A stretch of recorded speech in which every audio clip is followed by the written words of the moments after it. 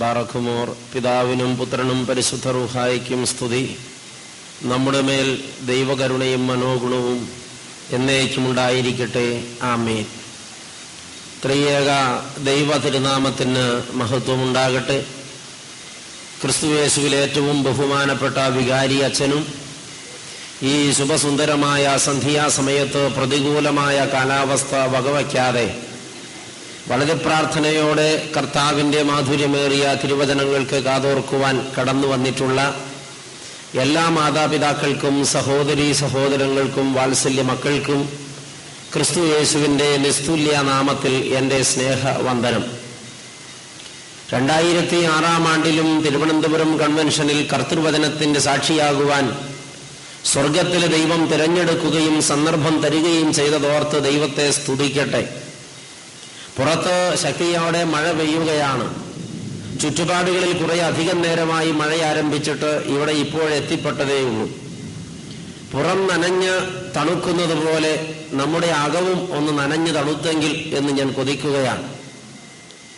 ഇവിടെ ഇരിക്കുന്ന ചില ആളുകളുടെയൊക്കെ അടുത്തുകൂടെ ഒരു തീപ്പെട്ടി ഉരച്ചു നിർത്തിയാൽ ആ ആൾക്കപ്പോൾ തീ പിടിക്കും. അതുപോലെ ചൂടുള്ള ജീവിതങ്ങളാണ് ആളുകൾ നയിക്കുന്നത്. ചില ആളുകളുടെ ജീവിതത്തിന്റെ ചൂട് കൊണ്ടാണ് അങ്ങനെ സംഭവിക്കുന്നതെങ്കിൽ വേറെ ചില ആളുകളുടെ ഉള്ളിലുള്ള സാധനത്തിന്റെ ചൂട് കൊണ്ടാണ് അങ്ങനെ സംഭവിക്കുന്നത്. പ്രിയപ്പെട്ടവരെ, ഇന്ന് രാത്രി 8:30 മണിക്ക് യോഗം പിരിയണമെന്നാണ് ക്രമീകരണം. വികാരി അച്ഛൻ ഞാൻ വന്നിട്ട് അകത്ത് കയറും മുമ്പ് മുറ്റത്ത് വെച്ചെന്നോട് പറഞ്ഞു 6:30 മുതൽ 8:30 വരെയാണ് സമയം, പിന്നെ ബാക്കി അച്ഛന്റെ കൺട്രോളിൽ ഇരിക്കുമെന്ന്. 10:30 മണിക്ക് എൻ്റെ ബസ് പോകും. അതുകൊണ്ട് ദൈവമക്കളെ, 10:30 വിട്ട് എന്തായാലും ഞാൻ മുന്നോട്ട് പോകില്ല എന്നുള്ളത് ഉറപ്പാണ്. നിങ്ങൾ ആരും ആശങ്കപ്പെടേണ്ട. സാധാരണയായി ഞാൻ സമയം പാലിക്കുന്ന കാര്യത്തിൽ വിട്ടുവീഴ്ച ചെയ്യാറില്ല. 8:30 തന്നെ നിങ്ങളെ പിരിച്ചയക്കാൻ ശ്രമിക്കാം. ദൈവാത്മാവിന്റെ നിയോഗം അല്പം കൂടെ തീവ്രമായെങ്കിൽ 10-15 മിനിറ്റ് താമസിച്ചേക്കാം. ആരും പരിഭവപ്പെടില്ല എന്ന് വിചാരിക്കട്ടെ. ഇങ്ങനൊരു സന്ദർഭം നമുക്കിനി കിട്ടുമോ എന്നറിയില്ലല്ലോ. നാളെയും ഇതിനൊരു സന്ദർഭം ഇനി ഇല്ലല്ലോ. ഇന്ന് അതിരാവിലെ 6 മണിക്ക് ഞാൻ പുറപ്പെട്ടതാണ്. 10:30 മണിക്ക് പുറപ്പെട്ടാൽ നാളെ രാവിലെ 4 മണിക്ക് കോതമംഗലത്ത് എത്താമെന്നാണ് പ്രതീക്ഷ. നാളെ രാവിലെ 9 മണി മുതൽ വൈകിട്ട് 4 മണി വരെ കണ്ടിന്യൂസ് ആയിട്ട് ഒരു മീറ്റിംഗിൽ പ്രസംഗിക്കണം. ഒരു ദമ്പതി ധ്യാനം. 6 മണിക്കൂർ സമയം നിരന്തരമായി പ്രസംഗിക്കേണ്ടതായ ഒരു ധ്യാനമാണ്. അച്ഛൻ നേരിട്ട് നടത്തുന്ന ഒരു ക്രമീകരണമാണ്. അതിൻ്റെ ബന്ധപ്പാടിലും എനിക്ക് ബന്ധപ്പെടേണ്ടതുണ്ട്. അതുകൊണ്ട് സമയം താമസിപ്പിക്കുന്നത് എനിക്ക് തന്നെ ഭാരമാകും. എന്നാൽ ഇന്ന് രാത്രി നിങ്ങളോടൊത്ത് ദൈവത്തിന്റെ വചനത്തിൽ നിന്ന് പഠിക്കുവാൻ വളരെ കൊതിയോടുകൂടെ ആഗ്രഹിക്കുകയാണ്. ഈ രാത്രിയിലെ പഠനത്തിന് വിഷയമാകുവാൻ തിരഞ്ഞെടുക്കുന്നത് ബഹുമാനപ്പെട്ട അച്ഛൻ ഇന്ന് വായിച്ചതായ സങ്കീർത്തനം തന്നെയാണ്. 128-ാമത്തെ സങ്കീർത്തനം. ആ സങ്കീർത്തനം ഒരു പ്രാവശ്യം കൂടെ വായിക്കുന്നത് നല്ലത് എന്ന് എനിക്ക് തോന്നുന്നു. സങ്കീർത്തനക്കാരൻ ഇങ്ങനെ പാടുകയാണ്: യഹോവയെ ഭയപ്പെട്ട് അവന്റെ വഴികളിൽ നടക്കുന്ന ഏവനും ഭാഗ്യവാൻ. ഭാഗ്യവാനെ, നിന്റെ കൈകളുടെ അധ്വാന ഫലം നീ തന്നെ തിന്നും. നീ ഭാഗ്യവാൻ, നിനക്ക് നന്മ വരും. നിന്റെ ഭാര്യ നിന്റെ വീടിനകത്ത് ഫലപ്രദമായ മുന്തിരിവള്ളി പോലെയും നിന്റെ മക്കൾ നിന്റെ മേശയ്ക്ക് ചുറ്റും ഒലിവു തൈകൾ പോലെയും ഇരിക്കും. യഹോവ ഭക്തനായ പുരുഷൻ ഇങ്ങനെ അനുഗ്രഹിക്കപ്പെട്ടവനാകും. യഹോവ സീയോനിൽ നിന്ന് നിന്നെ അനുഗ്രഹിക്കും. നിന്റെ ആയുഷ്കാലമൊക്കെയും നീ യെരൂശലേമിന്റെ നന്മയെ കാണും. നിന്റെ മക്കളുടെ മക്കളെയും നീ കാണും. ഇസ്രായേലിന്മേൽ സമാധാനമുണ്ടാകട്ടെ. ഒരു നിമിഷം നമുക്ക് പ്രാർത്ഥിച്ചിട്ട് ഈ ശുശ്രൂഷയുടെ ആഴങ്ങളിലേക്ക് പോകാം. ആയിരിക്കുന്ന സ്ഥാനങ്ങളിൽ കർത്താവിന്റെ തിരുമുമ്പിൽ നമ്മുടെ തലകളെ വണക്കാം. ഹല്ലേലൂയ. കരുണാസമ്പൂർണനായ സർവശക്തനായ ഞങ്ങളുടെ വാഴ്ത്തപ്പെട്ട കർത്താവേ, ഈ മനോഹരമായ നല്ല സന്ധ്യാസമയത്തിനായി നന്ദിയോടെ സ്തുതിക്കുന്നു. ദൈവമേ, അവിടുന്ന് വിളിച്ചിട്ട് കൂട്ടിക്കൊണ്ടു വന്നിട്ടാണ് ഞങ്ങൾ ഇവിടെ വന്നത്. ഞങ്ങളിപ്പോൾ ഇരിക്കുന്നത് അവിടുത്തെ പാദപീഠത്തിലാകുന്നു.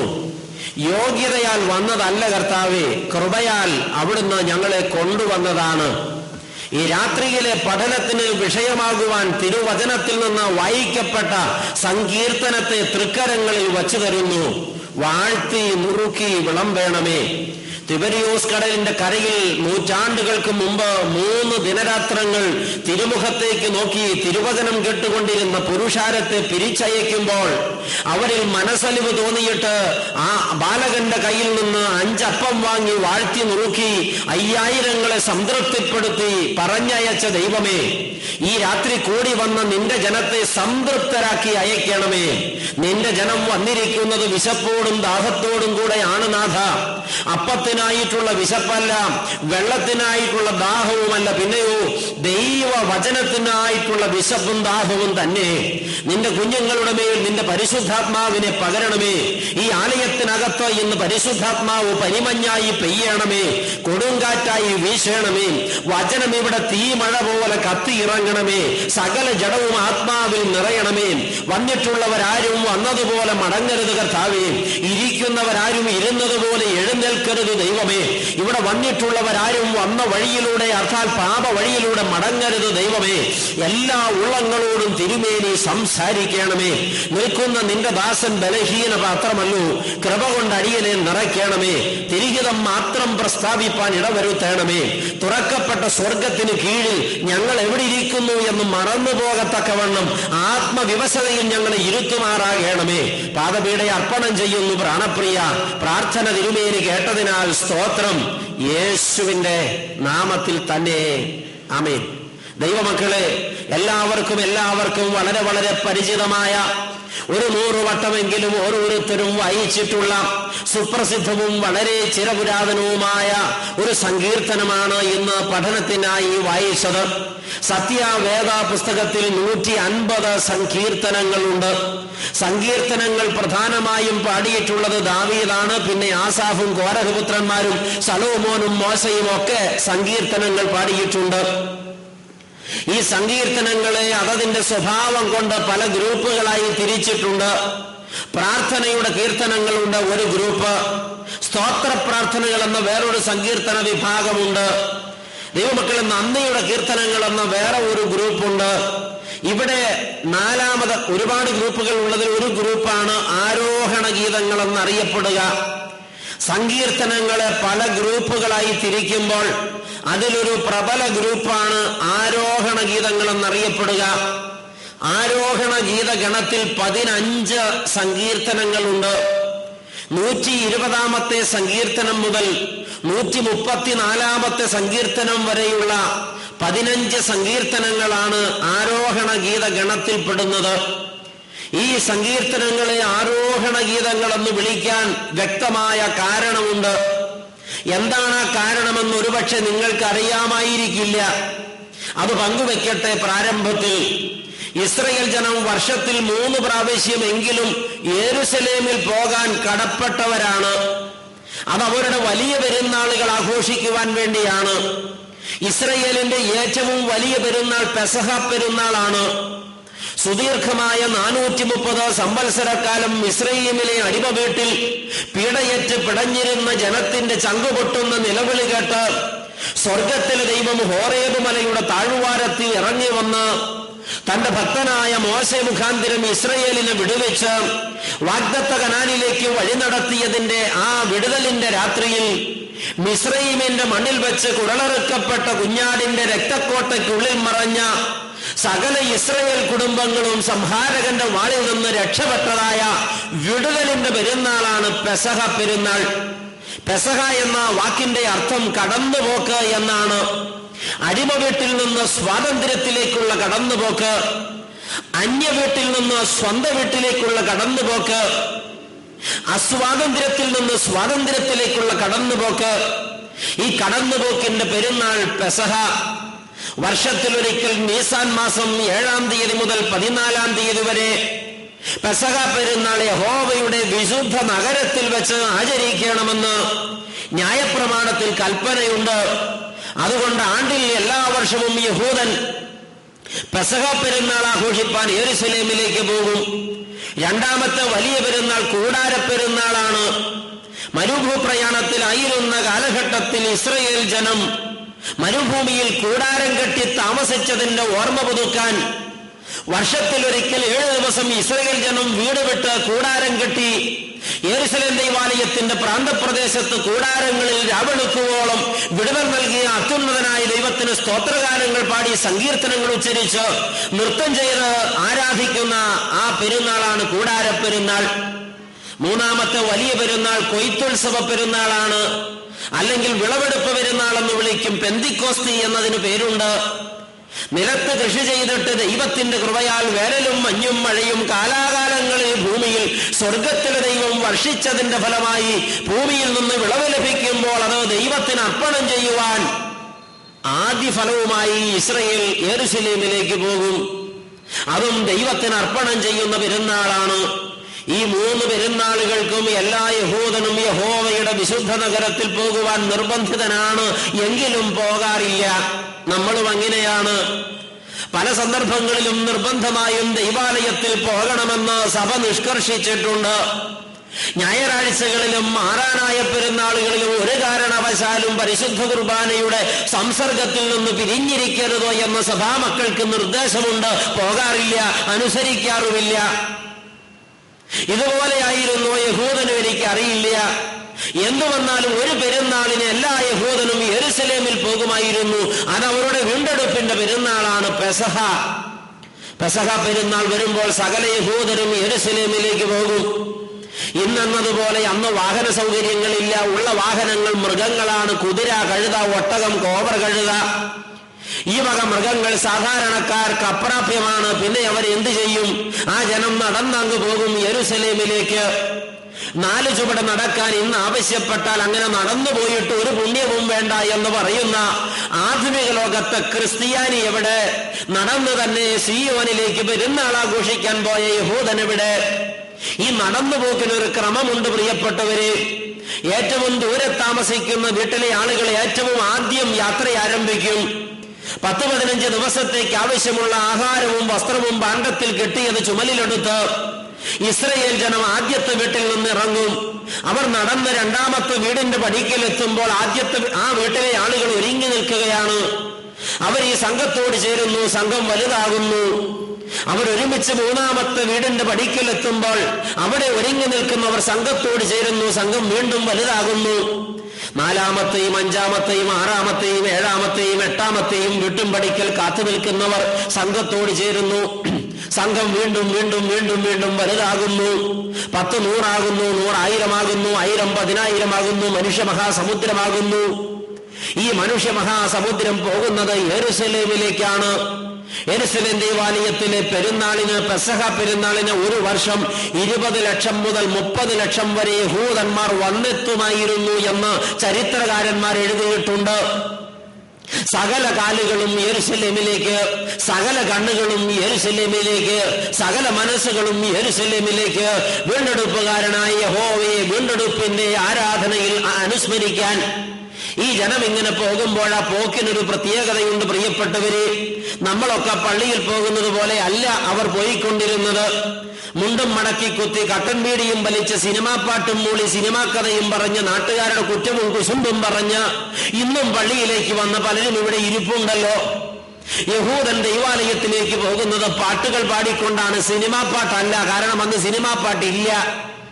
അവർ പാടുന്നത് സങ്കീർത്തനങ്ങളാണ്. ആ പാട്ടിനൊരു ഋതവും താളവുമുണ്ട് പ്രിയപ്പെട്ടവരെ.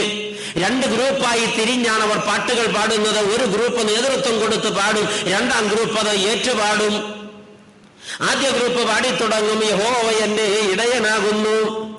2ാമത്തെ ഗ്രൂപ്പ് അത് ഏറ്റുപാടും, യഹോവ എന്റെ ഇടയനാകുന്നു. 1ാം ഗ്രൂപ്പ് വീണ്ടും പാടിക്കൊടുക്കും, എനിക്ക് യാതൊന്നിനും മുട്ടുണ്ടാകയില്ല. 2ാം ഗ്രൂപ്പ് ആവർത്തിക്കും, എനിക്ക് യാതൊന്നിനും മുട്ടുണ്ടാകയില്ല.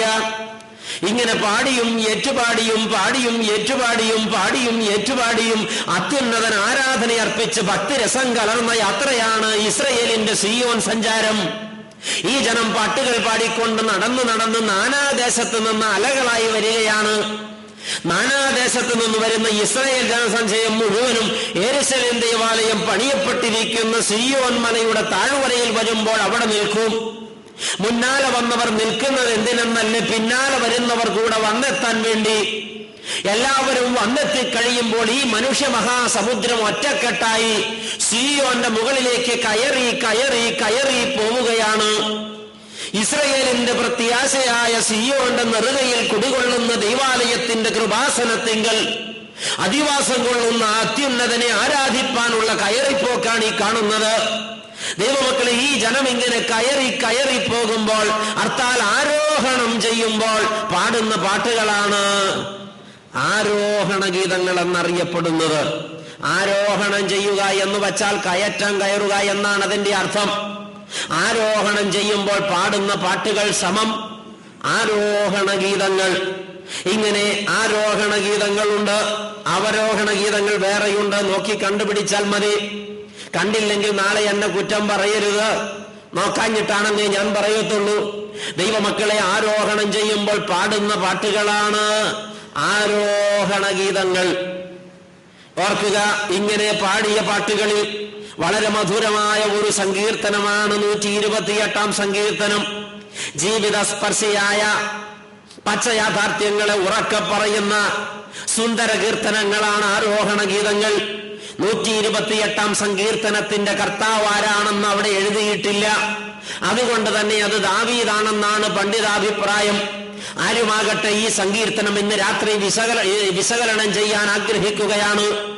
128 സങ്കീർത്തനം ആരംഭിക്കുന്നത് ഇങ്ങനെയാണ്: യഹോവയെ ഭയപ്പെട്ട് അവന്റെ വഴികളിൽ നടക്കുന്ന ഏവനും ഭാഗ്യവാൻ. ഏവനും ഭാഗ്യവാൻ എന്ന് പറയുമ്പോൾ ഇത് കേവലം ഒരു മതവിഭാഗത്തെ ഉൾക്കൊള്ളുന്ന സങ്കീർത്തനമല്ല. യഹോവയെ ഭയപ്പെട്ട് അവന്റെ വഴികളിൽ നടക്കുന്ന ഏവനും ഭാഗ്യവാൻ. ആര് അവനെ ഭയപ്പെട്ട് അവന്റെ വഴികളിൽ നടക്കുമോ അവരൊക്കെയും ഭാഗ്യമുള്ളവരെന്നാണ് ഇപ്പോൾ വായിച്ചതിന്റെ അർത്ഥം. ജാതിയോ മതമോ വർഗമോ വർണ്ണമോ കാലമോ ദേശമോ ഭാഷയോ പരിമിതിപ്പെടുത്താതെ അഖില ലോകത്തുമുള്ള സകല പാപിക്കും വേണ്ടി രക്ഷയൊരുക്കിയ കർത്താവിന്റെ രക്ഷയുടെ സുവിശേഷമാണ് സത്യവേദ പുസ്തകത്തിന്റെ സത്ത. ഈ പുസ്തകം ക്രിസ്ത്യാനികളുടെ മതഗ്രന്ഥം മാത്രമാണെന്ന് ആരൊക്കെയോ അറിഞ്ഞുപോയി, പറഞ്ഞുപോയി, ധരിച്ചുപോയി. തെറ്റ്. സത്യവേദ പുസ്തകം ഒരിക്കലും ക്രിസ്ത്യാനികളുടെ മാത്രം മതഗ്രന്ഥമല്ല. ഇതങ്ങനെ പരിമിതിപ്പെടുത്തേണ്ട ഒരു ഗ്രന്ഥവുമല്ല. സത്യവേദ പുസ്തകം അങ്ങനെയല്ല എന്ന് പറയാൻ കാരണം ക്രിസ്തു ക്രിസ്ത്യാനികളുടെ മാത്രം ദൈവമല്ലാത്തത് കൊണ്ടാണ്. ക്രിസ്തു ക്രിസ്ത്യാനികളുടെ മാത്രം ദൈവമല്ലെങ്കിൽ ക്രിസ്തു വിഷയമാകുന്ന പുസ്തകം ക്രിസ്ത്യാനികളുടെ മാത്രം പുസ്തകമല്ല. യേശു ലോകം മുഴുവന്റെയും സൃഷ്ടാവാണ്, നിയന്ത്രേതാവാണ്, പരിപാലകനാണ്, വീണ്ടെടുപ്പുകാരനാണ്. മശിഹാ തമ്പുരാൻ കാൽവരി ക്രൂശിൽ യാഗമായി അർപ്പിക്കപ്പെട്ടത് കേവലം ഒരു മതവിഭാഗത്തിന്റെ, ഒരു ജനവിഭാഗത്തിന്റെ വിടുതലിനു വേണ്ടി അല്ല, ലോകം മുഴുവന്റെയും പരിത്രാണത്തിന് വേണ്ടി അത്രേ. എങ്കിൽ തിരിച്ചറിയുക, നീ യേശുവിനെ പരിമിതിപ്പെടുത്തരുത്. ഇത് ഹൃദയത്തിൽ വായിച്ചെടുക്കാം. പ്രിയപ്പെട്ടവരെ, വേദപുസ്തകം ഒന്ന് വായിച്ചു നോക്കാമോ? യോഹന്നാൻ എഴുതിയ രക്ഷാസുവിശേഷം 1-ാം അധ്യായം 12-ാം തിരുവചനം പറയുന്നത് ഇങ്ങനെയാണ്: അവനെ കൈക്കൊണ്ട് അവന്റെ നാമത്തിൽ വിശ്വസിക്കുന്ന ഏവർക്കും ദൈവമക്കളാകുവാൻ അധികാരം നൽകിയിരിക്കുന്നു. ഇത് ക്രിസ്ത്യാനിക്ക് വേണ്ടി മാത്രം എഴുതിയതാണെങ്കിൽ അവനെ കൈക്കൊണ്ട് അവന്റെ നാമത്തിൽ വിശ്വസിക്കുന്ന ക്രിസ്ത്യാനികളെല്ലാവരും എന്ന് എഴുതുമായിരുന്നു. അങ്ങനെ എഴുതിയിട്ടില്ല. അവനെ കൈക്കൊണ്ട് അവന്റെ നാമത്തിൽ വിശ്വസിക്കുന്ന ഏവർക്കും ദൈവമക്കളാകുവാൻ അവൻ അധികാരം നൽകിയിരിക്കുന്നു. വേദപുസ്തകത്തിന്റെ വിശാലത വായിക്കണം.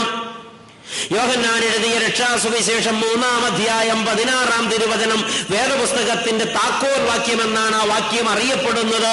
ആ വാക്യം ഇങ്ങനെ വായിക്കുന്നു: തന്റെ ഏകജാതനായ പുത്രൻ യേശു മശിഹായിൽ വിശ്വസിക്കുന്ന ഏവനും നശിച്ചു പോകാതെ നിത്യജീവൻ പ്രാപിക്കേണ്ടതിന് ദൈവം തന്റെ പുത്രനെ നൽകുവാൻ തക്കവണ്ണം അത്ര കണ്ട് ലോകത്തെ സ്നേഹിച്ചു, തന്റെ ഏകജാതനായ പുത്രനിൽ വിശ്വസിക്കുന്ന ഏവനും. അപ്പോൾ ഇത് ലോകം മുഴുവനെയും ഉൾക്കൊള്ളുന്ന ഒരു പുസ്തകമാണ് പ്രിയപ്പെട്ടവരെ. വെളിപ്പാടിലേക്ക് എത്തി നോക്കാം. വെളിപ്പാട് പുസ്തകം 3-ാം അധ്യായം 20-ാം വാക്യം. അവിടെ വായിക്കുന്നത് ഇങ്ങനെയാണ്: ഇതാ ഞാൻ വാതിൽക്കൽ നിന്ന് മുട്ടുന്നു, ആരെങ്കിലും എന്റെ ശബ്ദം കേട്ടു വാതിൽ തുറന്നാൽ ഞാൻ അകത്തു വരും, ഞാൻ അവനോടും അവൻ എന്നോടും കൂടെ അത്താഴം കഴിക്കും. ആരെങ്കിലും, ആർക്കുമാകാം.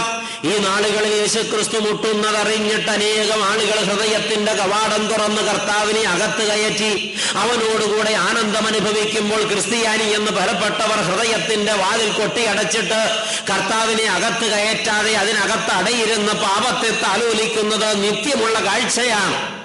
നൊമ്പരമുണ്ട് പറയുമ്പോ. ഇരിക്കട്ടെ, നമുക്ക് മുന്നോട്ട് പോകാം. അപ്പോൾ ഈ സങ്കീർത്തനം കുറെ കൂടി വിപുലമായി ദർശിക്കുക.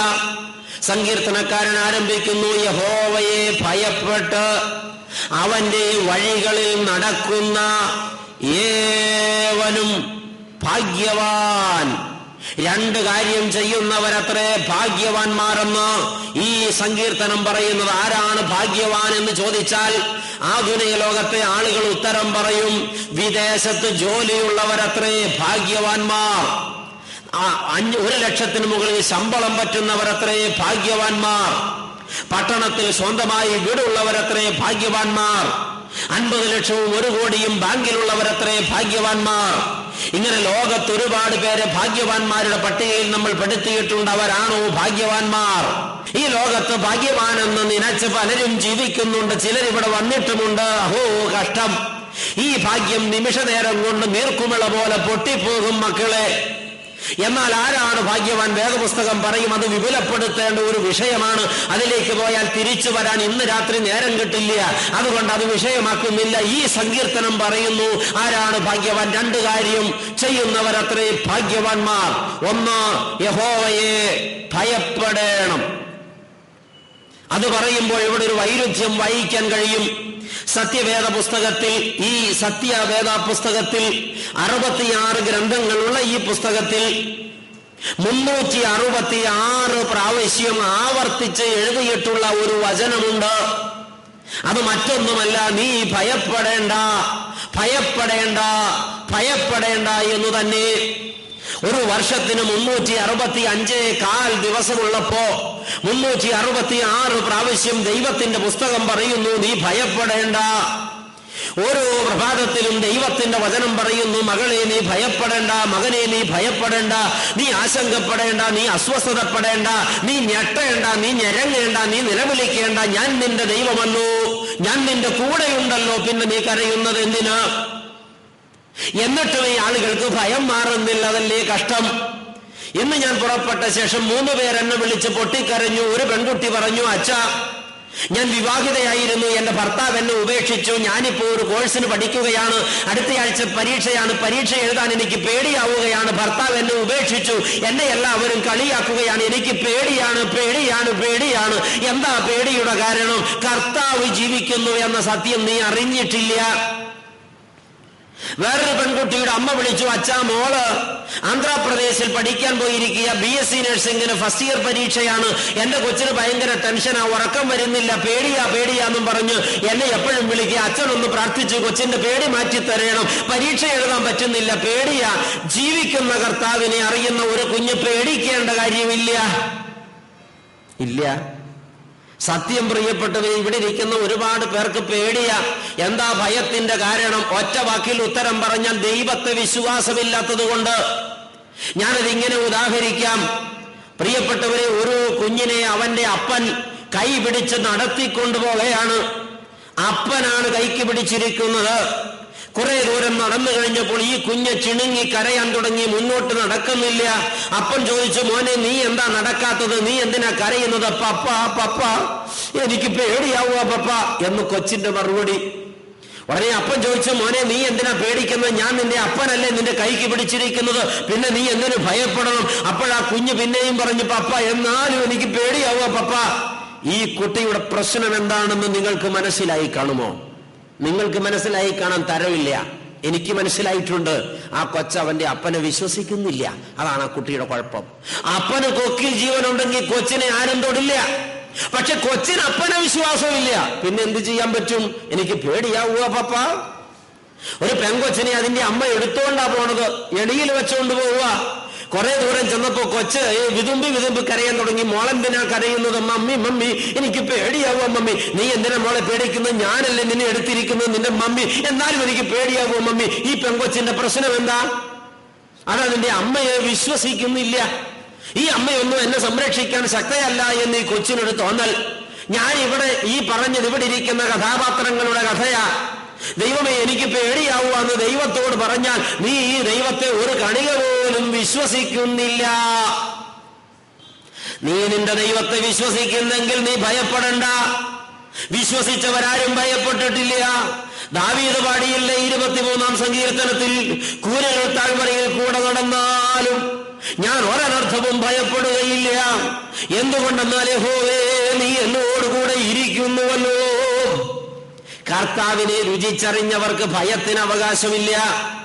ഭയമുണ്ട് എന്ന് പറയുന്നവർ കർത്താവിനെ അല്പം പോലും അറിഞ്ഞിട്ടില്ലാത്തവരാണ്. വിശ്വാസി എന്ന പേരും പേറി ഒരുപാട് കള്ളക്രിസ്ത്യാനികൾ ഇന്നിവിടെ വന്നിട്ടുണ്ട്. പേടിയാണെന്നാ പറയുന്നത്. സത്യം, കർത്താവ് ജീവിക്കുന്നിടത്തോളം കർത്താവിന്റെ കുഞ്ഞുങ്ങൾക്ക് ഭയമെന്നൊരു വികാരത്തിന് അവകാശമില്ല.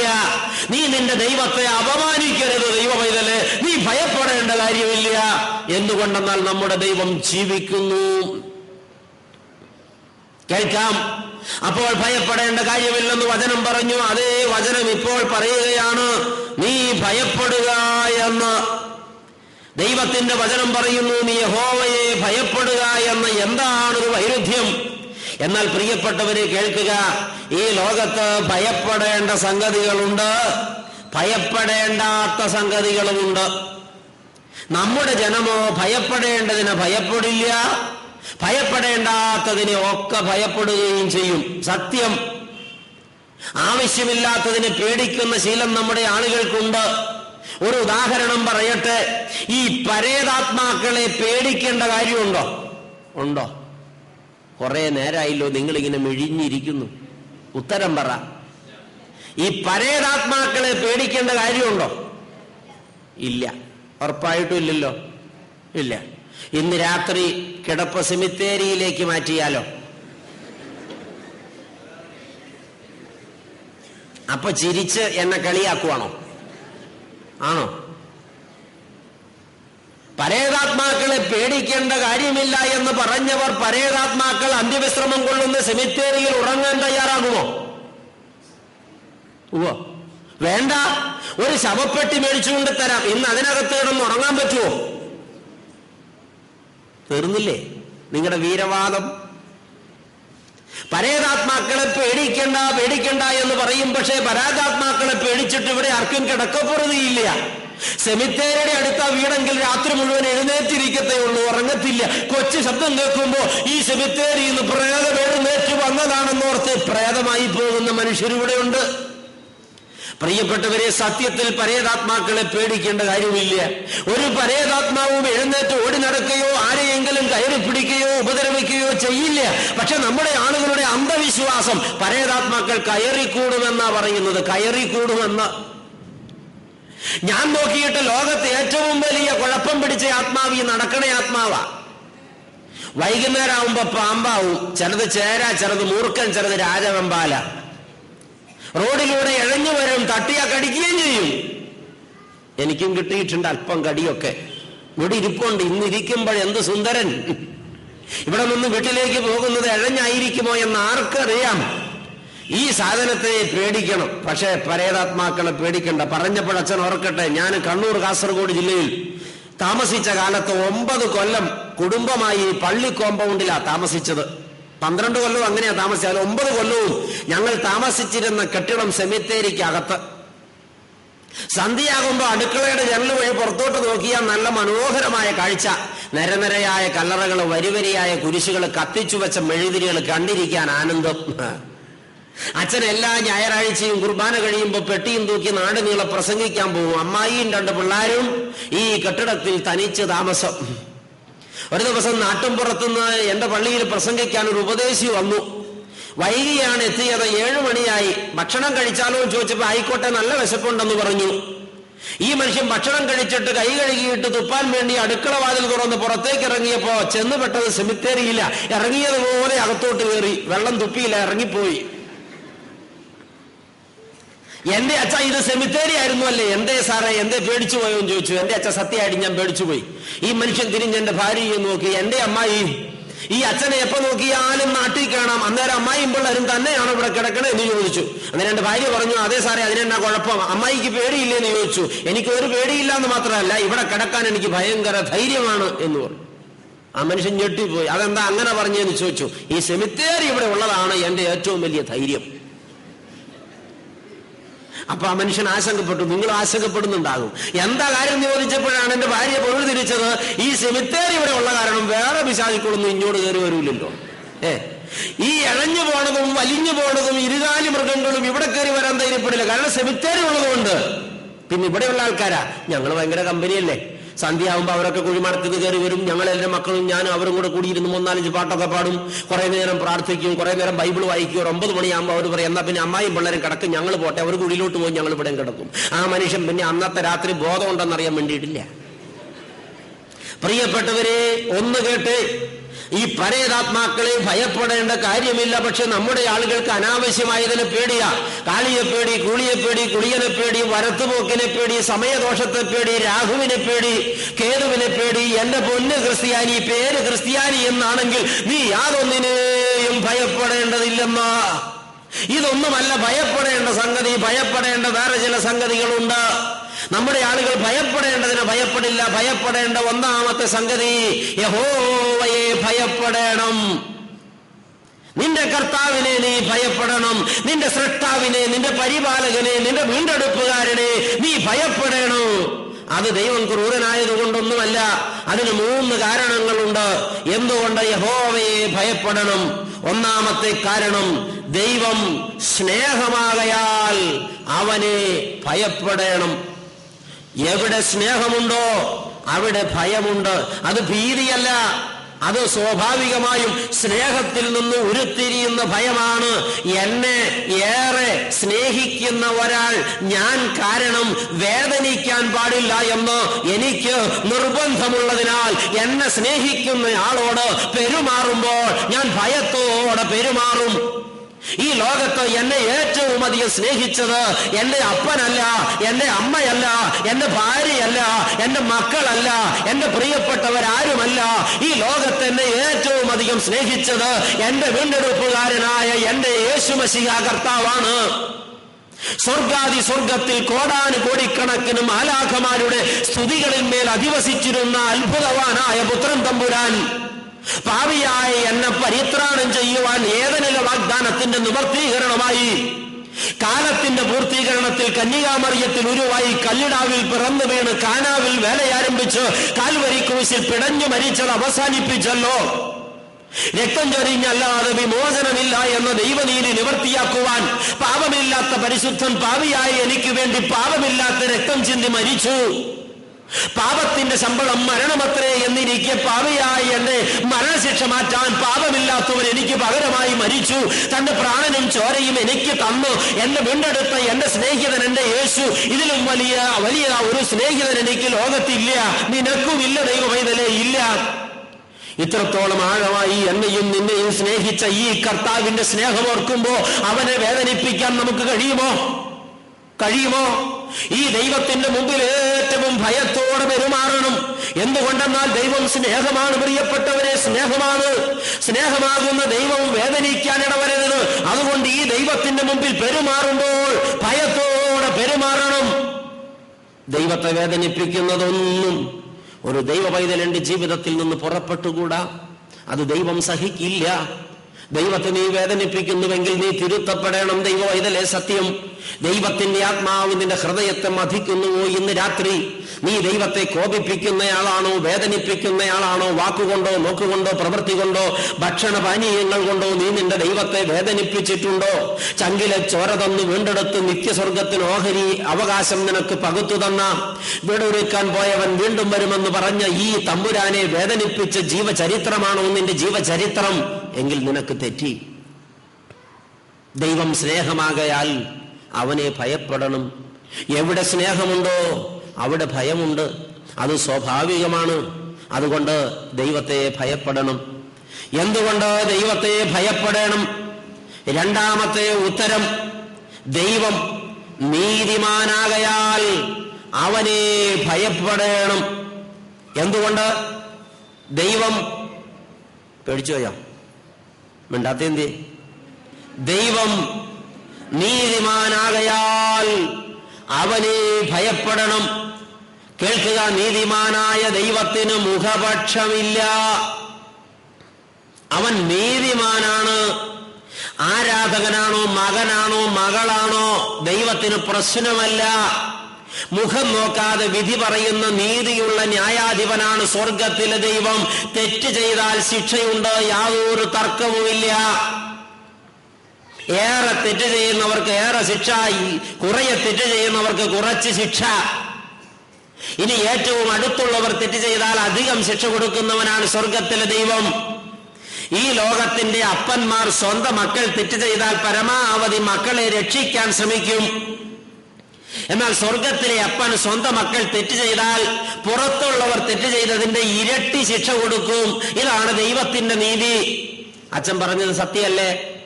ഈ ലോകത്ത് ഏതപ്പനും സ്വന്തം മകൻ എന്ത് തെറ്റ് ചെയ്താലും പ്രൊട്ടക്ട് ചെയ്യും. ഓ, അത്രേ ഉള്ളൂ. ഞാൻ ചോദിച്ചോട്ടെ, ഈ ലോകത്ത്, ഇതിപ്പോ സെക്രട്ടേറിയറ്റിന് മുമ്പിലാണ് ഞാൻ നിൽക്കുന്നത്, എന്നാലും പറയാതെ തരവില്ല, ഈ ലോകത്തൊരു ഉന്നതനായ പോലീസ് ഓഫീസറുടെ മകൻ ഒരു കൊലപാതകം ചെയ്താൽ അവനെ അവന്റെ അപ്പൻ അറസ്റ്റ് ചെയ്യാൻ സമ്മതിക്കുമോ? എന്ത് വില കൊടുക്കും സ്വന്തം മോനെ ഈ അപ്പൻ പ്രൊട്ടക്ട് ചെയ്യുമെന്നാ എനിക്ക് തോന്നുന്നത്. നിങ്ങൾക്ക് തോന്നുന്നില്ലെങ്കിൽ ക്ഷമിച്ചേരെ. ഈ ലോകത്തൊരു മന്ത്രിയുടെ മോൻ ബാങ്ക് കൊള്ളയടിച്ച അപ്പം മന്ത്രിയാണെങ്കിൽ മോനെ പോലീസ് പിടിക്കില്ല, മോനെ മുക്കും. ഈ ലോകത്തിന്റെ നേതാക്കന്മാർ, അപ്പന്മാർ സ്വന്തം മക്കൾ തെറ്റ് ചെയ്യുമ്പോൾ അവരെ സംരക്ഷിക്കുന്നുവെങ്കിൽ സ്വർഗത്തിലെ അപ്പൻ നേരെ തിരിച്ച സ്വന്തം മക്കൾ തെറ്റ് ചെയ്താൽ ഇരട്ടി ശിക്ഷിക്കുന്നവനാണ് സ്വർഗത്തിലെ ദൈവം. അതേ സത്യം. ഇത് നാം പലപ്പോഴും തിരിച്ചറിഞ്ഞിട്ടില്ല പ്രിയപ്പെട്ടവരെ. ഞാനിപ്പോൾ ഓർക്കുന്നത് നമ്മുടെ ശ്രേഷ്ഠ കാതോലിക്ക ബാവ, ഞാൻ സെമിനാരിയിൽ പഠിക്കുന്ന സമയത്ത് 1987 സെമിനാരി വിദ്യാർത്ഥികൾക്ക് ധ്യാനം കൊടുക്കാൻ വന്നപ്പോ പറഞ്ഞ ഒരു സംഭവമാണ്, ഒരു കഥയാണ്. ബാബാ തിരുമേനി അന്ന് ഇങ്ങനെ പറഞ്ഞു, മക്കളെ, മോഷണം പാപമാണ്, ദൈവം ശിക്ഷിക്കും. ഞാനന്ന് ഷമ്മാസനായിട്ടില്ല, അൽമായക്കാരനായിട്ടാ സെമിനാരി പഠിച്ചത്. ഏറ്റവും മുമ്പിൽ ഇരിക്കുകയാണ്. ബാബാ തിരുമേനി എന്നെ ചൂണ്ടിയിട്ട് പറഞ്ഞു, മക്കളെ, ഈ ഇരിക്കുന്ന കൊച്ചൻ 50 പൈസ മോഷ്ടിച്ചാൽ ദൈവം അടിക്കും. ഒരടിയാണ് അതിന്റെ ശിക്ഷ.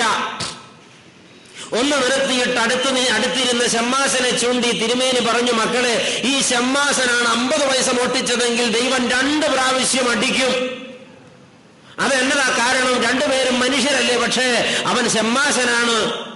പൗരോഹിത്യത്തിന്റെ ആദ്യത്തെ പദവിയിൽ കയറിയവനാ, കുപ്പായം ഇട്ടവനാ. അതിനനുസരിച്ച് അടിക്ക് ശക്തി കൂടും. ഒന്ന് നിർത്തി നെടുവീർപ്പിട്ടിട്ട് അടുത്ത് നിന്ന അച്ഛനെ നോക്കി തിരുമേനി പറഞ്ഞു, മക്കളെ, ഈ അച്ഛനാണ് 50 പൈസ മോഷ്ടിച്ചതെങ്കിൽ ദൈവം 5 പ്രാവശ്യം അടിക്കും. ഇപ്പോഴും ഉള്ളിൽ അത് ഞെട്ടലായി കിടപ്പുണ്ട്. എന്നിട്ട് ഒന്ന് നിർത്തി നെടുവീർപ്പിട്ടിട്ട് തിരുമേനി പറഞ്ഞു, എന്റെ മക്കളെ, മെത്രാച്ചനാണ് 50 പൈസ മോഷ്ടിച്ചതെങ്കിൽ ദൈവം 10 പ്രാവശ്യം അടിക്കും. ഹല്ലേലൂയ. യോഗ്യത കൂടുന്തോറും ശിക്ഷയുടെ കാഠിന്യം കൂടും. തർക്കം വേണ്ട. ദൈവം നീതിമാനാണ്, മുഖപക്ഷമില്ലാത്ത ന്യായാധിപനാണ്, മുഖം നോക്കാതെ ശിക്ഷിക്കും. അതുകൊണ്ട് തന്നെ 2006 ആണ്ട് 10-ാം മാസം 23-ാം തീയതി തിങ്കളാഴ്ച സന്ധ്യയ്ക്ക് ഈ ആലയത്തിന്റെ പരിസരത്തും അകത്തും പുറത്തും വന്ന് ഈ വചനം കേട്ടുകൊണ്ടിരിക്കുന്ന നിങ്ങൾ എല്ലാവരും അടി വാങ്ങാൻ അർഹരായി കഴിഞ്ഞു. മനസ്സിലായില്ല അല്ലേ? ഈ വചനം കേട്ടിട്ടില്ലാത്തവർക്ക് കേട്ടില്ല എന്ന് പറഞ്ഞ് രക്ഷപ്പെടാൻ കേട്ടവരെന്തു പറയും? വല്ലതും പറയാൻ പറ്റുമോ?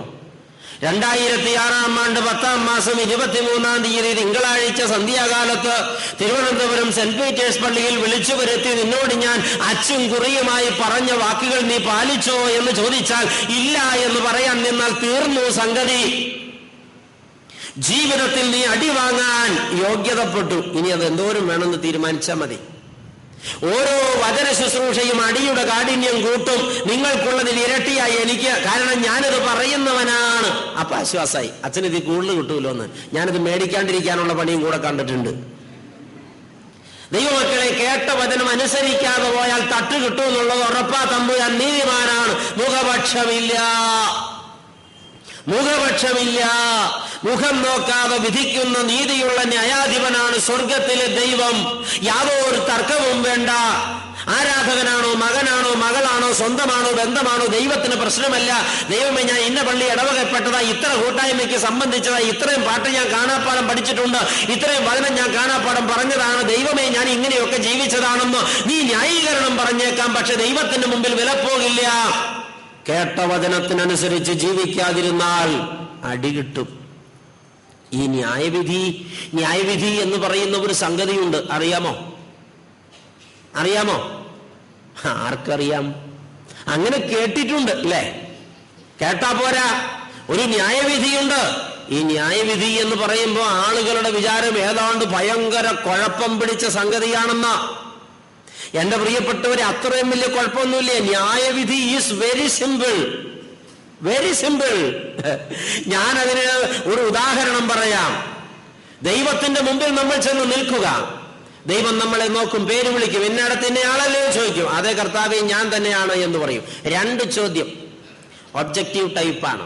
ഇപ്പൊ എല്ലാം അങ്ങനെയാണല്ലോ സംഭവം. Very simple. 2 ചോദ്യം, ഉത്തരം യെസ് ഓർ നോ എന്ന് മാത്രം പറഞ്ഞാൽ മതി. ഒന്നാമത്തെ ചോദ്യം, ഈ ശരീരത്തിൽ ഭൂമിയിൽ ജീവിച്ചിരുന്ന കാലത്ത് എന്നെങ്കിലും ഒരിക്കൽ കർത്താവായ യേശുക്രിസ്തു എന്ന ഏകരക്ഷിതാവിനെ കുറിച്ച്, വിശുദ്ധ ജീവിതം നയിക്കേണ്ടതിനെ കുറിച്ച്, സ്വർഗത്തിനു വേണ്ടി ഒരുങ്ങേണ്ടതിനെ കുറിച്ച്, രക്ഷയുടെ സുവിശേഷം നീ കേട്ടിരുന്നോ? ഒന്നാമത്തെ ചോദ്യം. ഒരു പ്രാവശ്യമെങ്കിലും ഈ രക്ഷയുടെ സുവിശേഷം നീ കേട്ടിരുന്നോ? എന്തായിരിക്കും നിങ്ങളുടെ ഉത്തരം? ഞാനൊന്നും കേട്ടില്ല. മൂടി വെപ്പിച്ചിട്ടൊന്നും കാര്യമില്ല. പറയാനുള്ളത് തീറായിട്ട് പറയണം. എന്തായിരിക്കും ഉത്തരം? ഒരു ബലമില്ലല്ലോ അച്ഛാ ഇവിടുത്തെ ആൾക്കാർക്ക്. ഇതിലെ കാരണത്തി പറയുന്ന യെസ്. ഓക്കെ. 2ാമത്തെ ചോദ്യം, മോനെ മോളെ, ആ കേട്ട സുവിശേഷം അനുസരിച്ച് ജീവിച്ചായിരുന്നോ? ഉത്തരം പറ. I say you get out. Close. ന്യായവിധി തീർന്നു. ഇത്രേ ഉള്ളൂ. നിങ്ങൾ ഉദ്ദേശിക്കും പോലെ ഭയങ്കര സങ്കീർണതയൊന്നുമില്ല.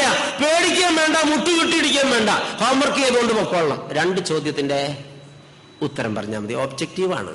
Very simple. തീർന്നല്ലോ. പ്രിയപ്പെട്ടവരെ, ഒരു ന്യായവിധിയുണ്ട്. എന്നാൽ നീ നിന്റെ ദൈവത്തെ ഭയപ്പെടണം. അവൻ നീതിമാനാണ്. യാതൊരു ആനുകൂല്യവും നീ പ്രതീക്ഷിക്കരുത്. തെറ്റ് ചെയ്തവൻ ശിക്ഷിക്കപ്പെടും. ദൈവത്തിന്റെ കോടതിയിൽ അതിന് വ്യത്യാസമൊന്നുമില്ല. എന്നാൽ നീ ശിക്ഷിക്കപ്പെടാതിരിപ്പാൻ കർത്താവായ യേശു മശിഹ എന്ന ദൈവകുമാരൻ നിനക്ക് വേണ്ടി നിന്റെ പാപത്തിന്റെ ശിക്ഷ ഏറ്റെടുത്ത് കാൽവരി ക്രൂശിൽ മരിച്ചതാണ്. അവൻ നിന്റെ ന്യായവിധി ഏറ്റെടുത്തതാണ്. നിന്റെ മേലൊരു ന്യായവിധി വരാതിരിപ്പാൻ വേണ്ടി നിന്റെ ന്യായവിധി പുത്രൻ തമ്പുരാൻ കാൽവരി ക്രൂശിൽ ഏറ്റെടുത്തതാണ്.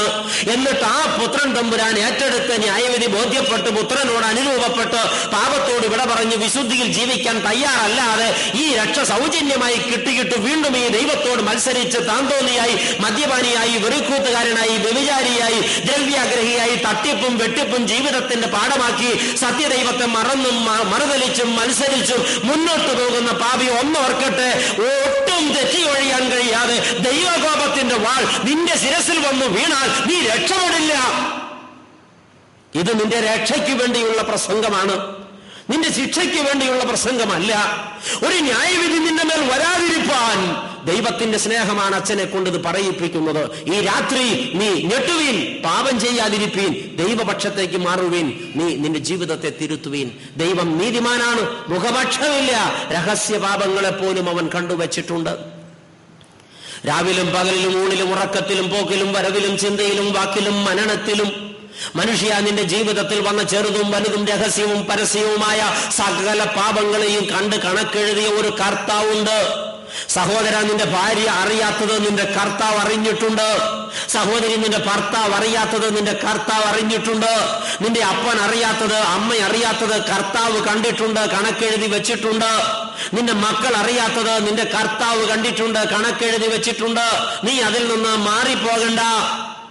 ഈ തിരുവനന്തപുരം ജില്ലയിൽ ഒരിക്കൽ ഒരമ്മ അപ്പനെ മാറ്റി നിർത്തിയിട്ട് പരപുരുഷനുമായി വ്യഭിചാരം ചെയ്യുന്നത് 8ാം ക്ലാസ്സിൽ പഠിക്കുന്ന മോള് കണ്ടു. അവൾ പറഞ്ഞു, ഞാൻ പപ്പ വരുമ്പോ പറഞ്ഞു കൊടുക്കും.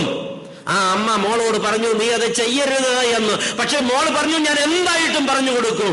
ആ അമ്മ കുഞ്ഞിനെ അടുത്ത് വിളിച്ചു നിർത്തി, മോളെ നീ പറയരുത് എന്ന് പറഞ്ഞു. ഞാൻ പറയും. ക്ഷണനേരം കൊണ്ട് അമ്മയുടെ കയ്യിലിരുന്ന ഷോള് കുഞ്ഞിന്റെ കഴുത്തിൽ മുറുകി.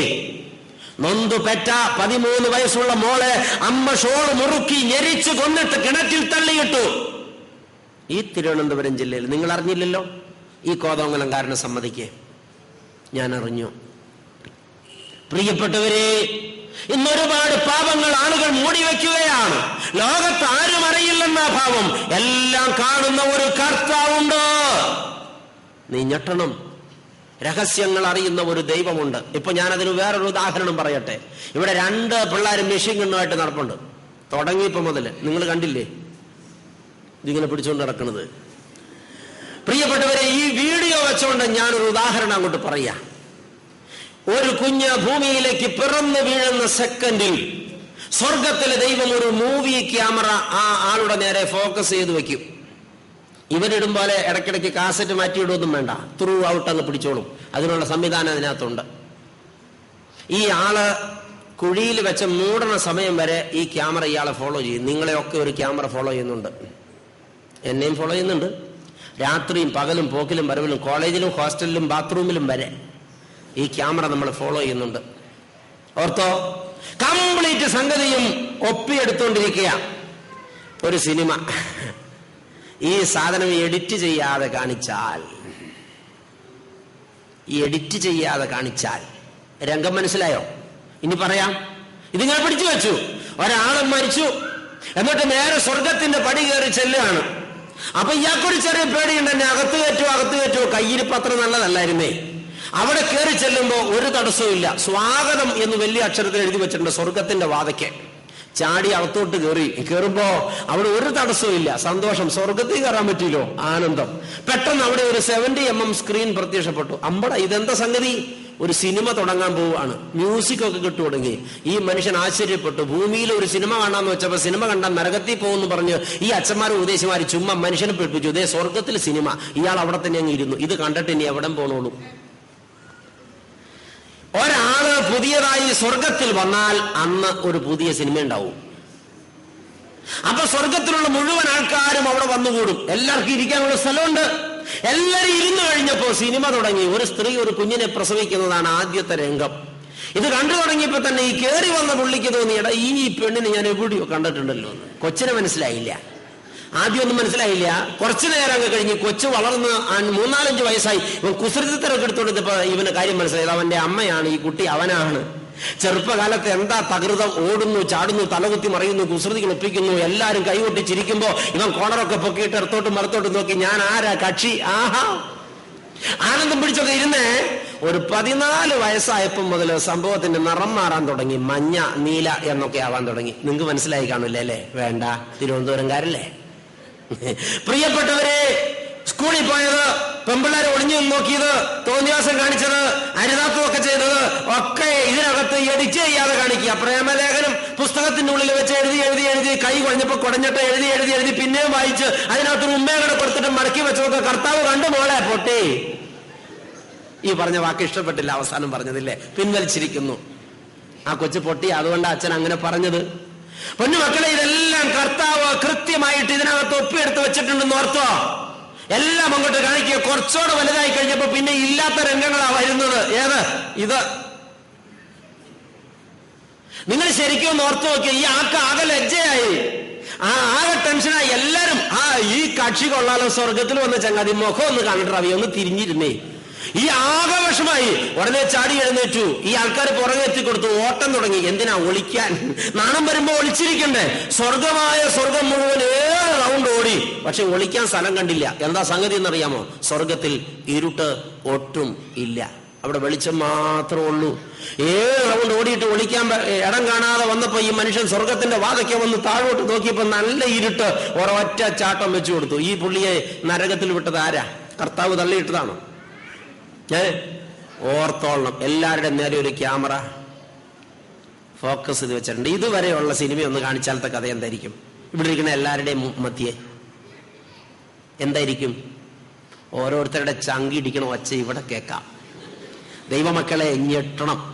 ഇന്ന് രാത്രി ഇതുവരെയുള്ള നിന്റെ ജീവിതകഥ മറ്റൊരാളോട് കൂടെ ഇരുന്ന് കാണാൻ കഴിയാത്തതാണെങ്കിൽ, നീ ഇന്ന് അനുദപിച്ച് പാപമേറ്റു പറഞ്ഞ് കണ്ണുനീരോടെ നിലവിളിക്കുമെങ്കിൽ, ഇതുവരെയുള്ള സിനിമയുടെ ഫിലിം കീറിക്കളഞ്ഞിട്ട് ഇന്ന് നിന്നെ ഒരു പുതിയ സൃഷ്ടിയാക്കി നിന്റെ പേരിൽ പുതിയ ഒരു സിനിമ എടുക്കാൻ ഈ കർത്താവ് ശക്തനാ.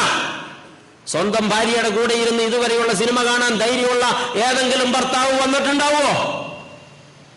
സ്വന്തം ഭർത്താവിന്റെ കൂടെ ഇരുന്ന് ഇതുവരെയുള്ള ജീവിതത്തിന്റെ എഡിറ്റ് ചെയ്യാത്ത സിനിമ കാണാൻ കഴിവുള്ള ഏതെങ്കിലും ഭാര്യ വന്നിട്ടുണ്ടാവോ? 16 വയസ്സല്ലേ ആയോളൂ കൊച്ചെ, നിന്റെ ഇതുവരെയുള്ള ജീവിതകഥ സിനിമയായി കാണിച്ചാൽ നിന്റെ അപ്പന്റെ അമ്മയുടെ കൂടെ ഇരുന്ന് നീ കാണുമോ? പ്രതീക്ഷിച്ചില്ല അല്ലേ? ഇങ്ങനെയും ഒരു ന്യായവിധി ഉണ്ട്. സാമ്പിൾ നമ്പർ 2 ഇനി വേറെ ഉണ്ട്.